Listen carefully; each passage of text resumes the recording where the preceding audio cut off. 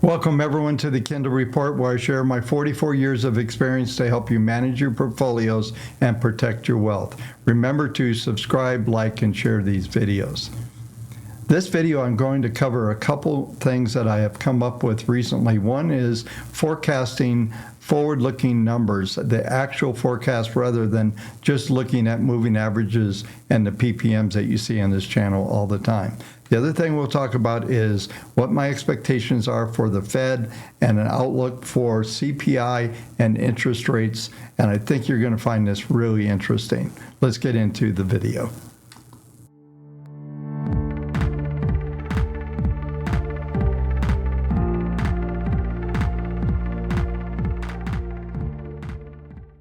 Let's discuss a number of things that I think are going to be really important for you to understand and get the most out of this video. There's a fair amount that I'm going to go through, so we'll try to get through all this information as fast as we can.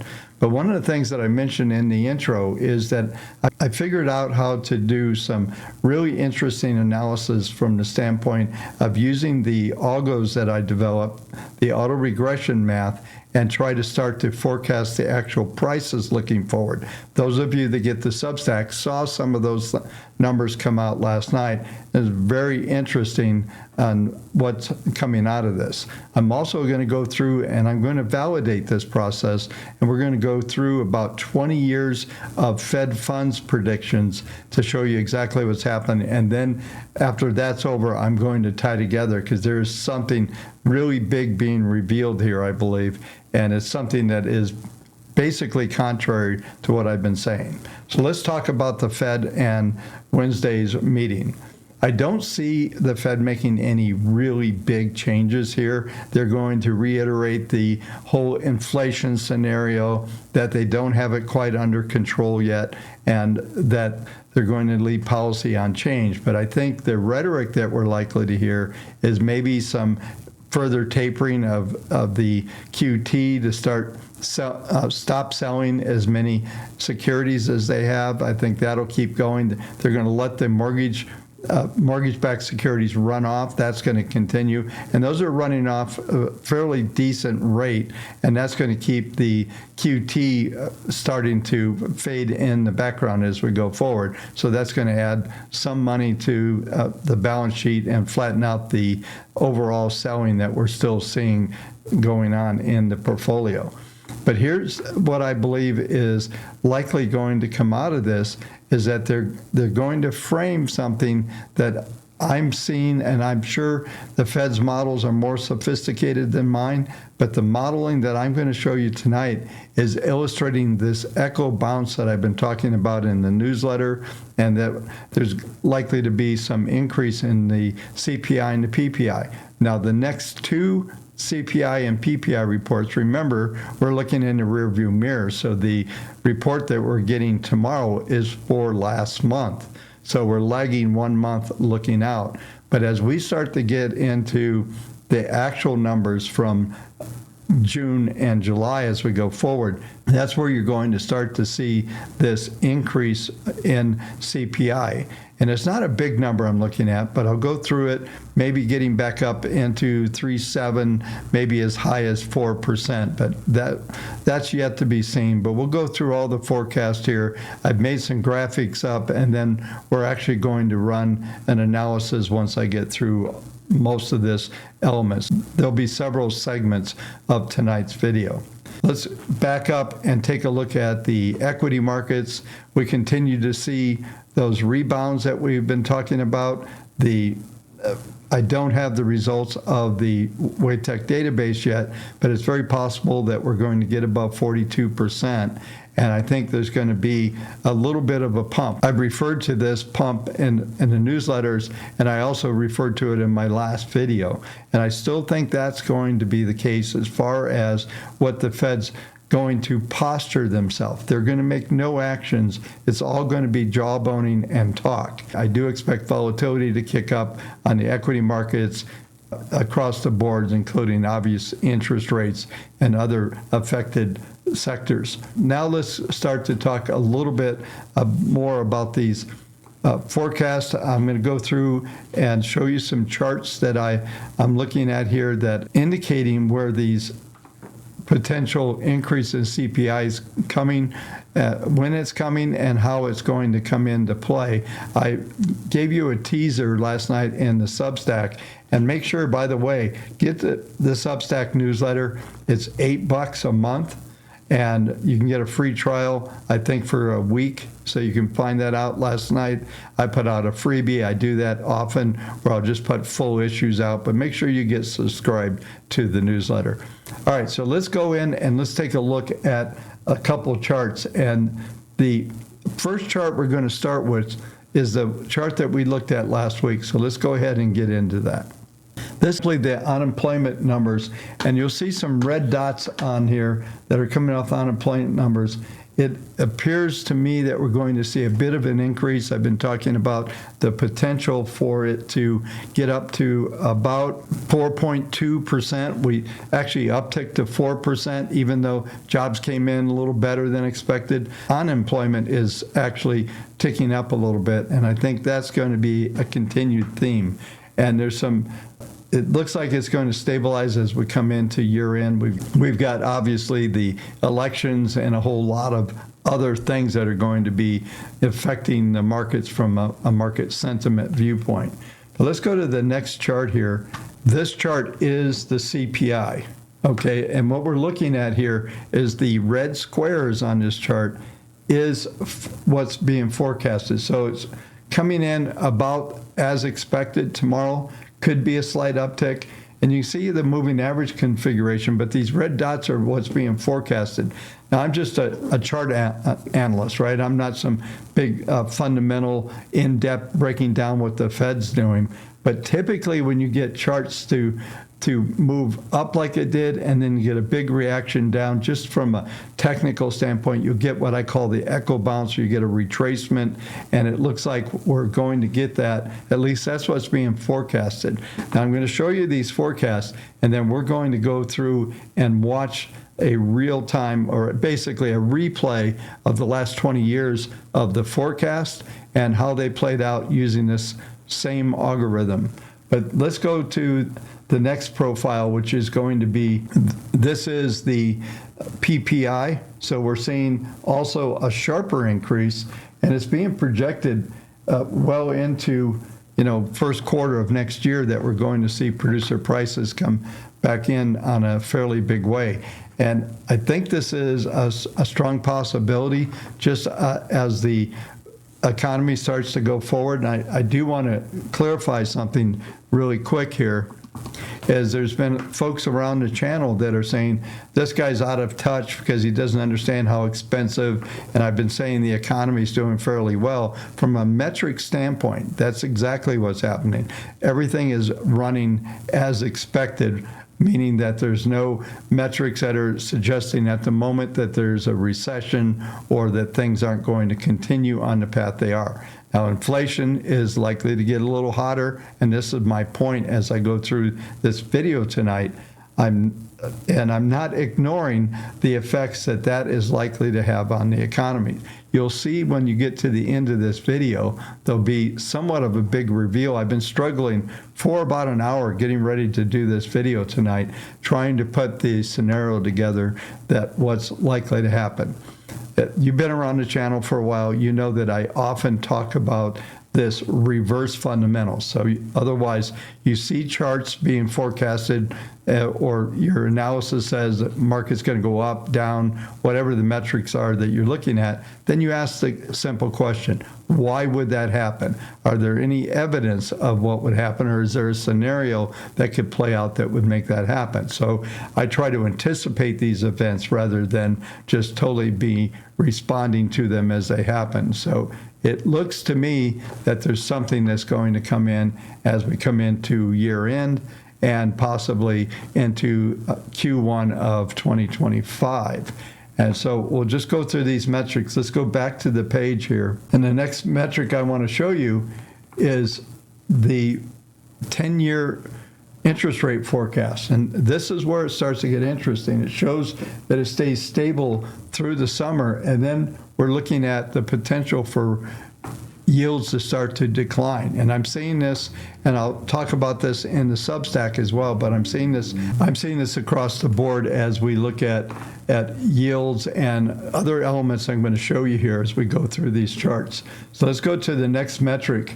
And this is building permits. I thought this would be interesting because if interest rates are going to stay fairly high, it looks like that building permits, I could go through a number of other metrics that would illustrate this what I'm pointing out to you, but it looks like we're going to see just a steady flow just sideways. This doldrums that the real estate is in is going to stay there for a while. It doesn't look like there's any big recovery coming and big building spree coming. So it's obvious that the cost of homes, interest rates, all those things have throttled everything back.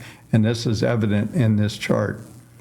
Now the next chart we're looking at is the repo rate. So now we're going to start to get into forecast.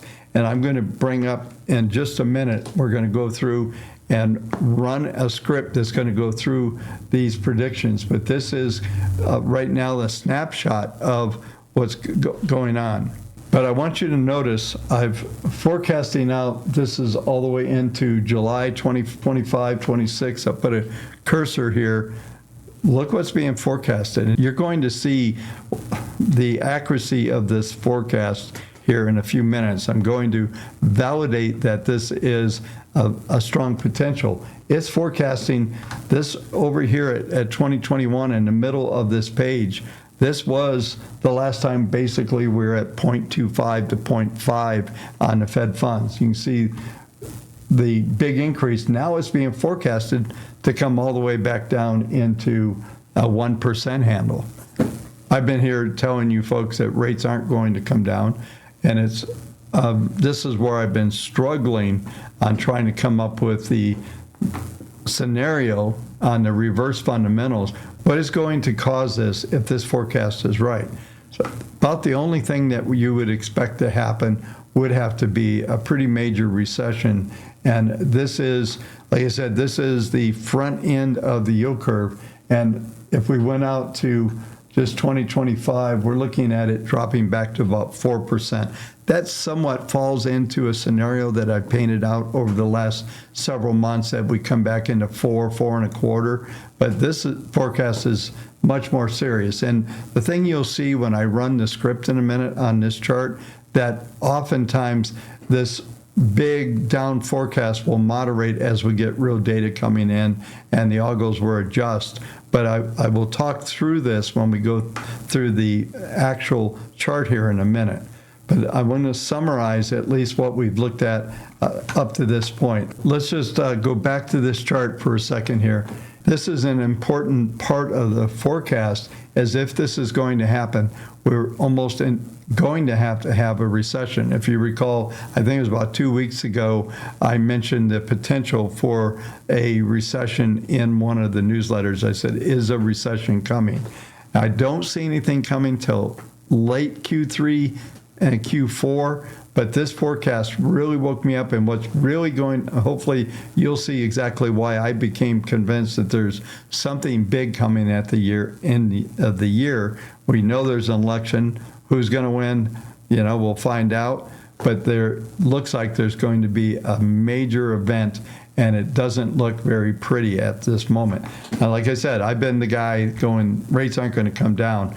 Well, if rates do come down, that's being forecasted on this page, this is going to be a really big event. Okay, folks, this is going all the way back to about 2001 and 2. And I'm going to stop and I'll discuss what's going on.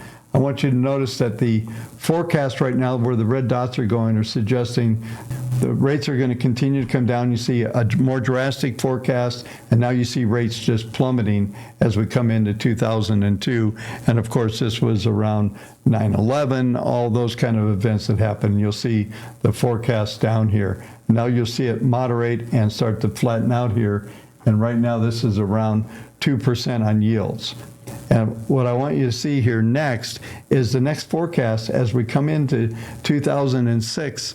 We're forecasting out right now this last blue button, which is the live reports, is right at 1.71%. And what's being forecasted is that we're at least going up to 4, and I believe we'll get much higher. But let's watch this forecast, and this is why that most recent chart I just showed you a minute ago is so important.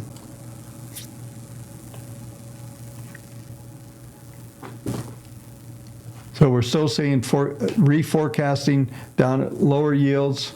We're pretty much bottoming here at 1.5%, 1%. We're at 2004. So this was after 9/11. If you think about it, the stock market was screaming. 2003, 4 was a huge rally. That was the recovery, and interest rates were quite low at the time. Okay, so now as we come in, we're starting to see some higher forecasts come in. This is a 200 period moving average where my cursor is right now, around 4.3. And we're seeing a bit of a higher forecast starting to come in. We're deep into '06. All right, this is right before the GFC is going to happen. And if you notice, what's interesting is it's showing a curve of the projection of Fed funds, and then it's showing a big downdraft again. I think there's a few more upticks here as we come into '06, but this forecast, absolutely, I couldn't believe when I was watching this, the accuracy of what is about to unfold. So I just want to stop this. Right now, it's being forecasted for about 2%, and right now the Fed funds are 5.25%. Okay, so let's keep running. Hang with me, folks. This is going to get interesting. So now we're seeing the forecast all the way down into 2009 and 10, and I suspect, as we know on the hindsight, is that rates are going to basically go to zero. You'll see kind of an echo bounce being forecasted, but then all of a sudden the rates start to drop. Here we go. Here's the crisis. We're in 2008. And you'll start to see the projections start to flatten out substantially. We're right at 2%. We just dropped yields again. More forecasts down. And now we're finally getting down to that 0.25 yield level. So I'm going to let this run. It shows a bit of a bounce being forecasted as we come into 2013 and 12. But you'll see it adjust, and this is what I want you to understand. Everything that I'm showing you right now on the chart that we went through a minute ago, these are subject to change, but this is amazing when you start to look out into the future, how accurate it is. So all of a sudden, you're going to see these higher yield forecasts go right down the tube. Here they go now. We're starting to forecast, and the adjustments happening. We all know what the rhetoric was back in these days. Of course, in 2011, we had the European crisis. We had a lot of other things going on the planet. Yeah, just hang with me, folks, because this is an interesting lesson on two things, is the movement of yields. You can see now we're just zeroed out. We're at that 0.25 level, which we spent a lot of years. I'm going to let this run. We're going to see the forecast here in just a second. I'm going to pause this. You're going to see the forecast for the taper tantrum coming in 2018. Here we go. We're going to get in a taper tantrum, and right after taper tantrum, the Fed panicked. They dropped yields again, and we went right back to 0.25. And so we're getting very close. See, we're right now, the last tick on this page is at 2015. So we're seeing a little bit of a bounce, but everything, all of a sudden, you're going to see the forecast for the taper tantrum coming up here very soon. And then you'll see the collapse being forecasted right back into the range. I find this really interesting. I hope you're not getting bored watching this, but the information that's coming out of here, here's the forecast up to the 200, which put us around right here, around 1.5% to 2% range. This is Fed funds again. And then all of a sudden, once we hit here, the forecast is coming, suggesting right back to 0.5%, 0.25. We know that's exactly what happened. We have hindsight here. But look how drastic this forecast is from where it is right now. Let me just stop here. This is right at 2019, July of 2019. So you'll see all of a sudden this is going to just plummet. But you can see the forecast is for it to plummet going as we look out all the way into 2020. And we know what happened there. Here we go. 2020 was the pandemic. Everything went to zero. They dropped yields. They did all kinds. Here we are back at zero again. And it's just forecasting to stay in this 0 to about 0.5%. This is a 0.25 is where they are. But the forecast is just staying flat here. So what we're going to see is the forecast. Here we go. Let's stop here. So all of a sudden, right at June 22, we saw the forecast for higher yields start to come in. And this is going to be a moonshot. We already know what's happening, but I want you to watch this forecast. And then when at the end, I will close out this video talking about why all this is important.